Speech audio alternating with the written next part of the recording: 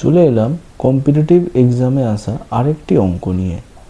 এই প্রশ্নে বলেছে 1 + 2 + 3 + এইভাবে ডট ডট করে 10 পর্যন্ত সংখ্যার যোগফল যদি 55 হয়, তাহলে 6 + 12 + 18 এইভাবে যোগ করতে করতে 60 পর্যন্ত সংখ্যার যোগফল কত হবে।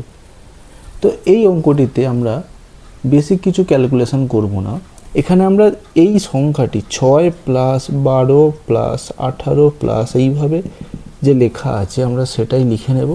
এখান থেকে শুধু 6 কমন নিয়ে নেব, তাহলে পেয়ে যাব 1 + 2 + 3 + এইভাবে +10 = 6 যেহেতু 1 + 2 + 3 + এইভাবে ডট ডট করে 10 পর্যন্ত এই সংখ্যার যোগফল হলো 55, তাহলে আমরা এর পরিবর্তে 55 লিখে দেব এবং এর উত্তরটি হবে 5 × 6 = 30, শূন্য হাতে থাকে 3, 5 × 6 = 30 আর 3 = 33। তো এইভাবে আমরা এই ধরনের প্রশ্নের সহজ সমাধান করতে পারি।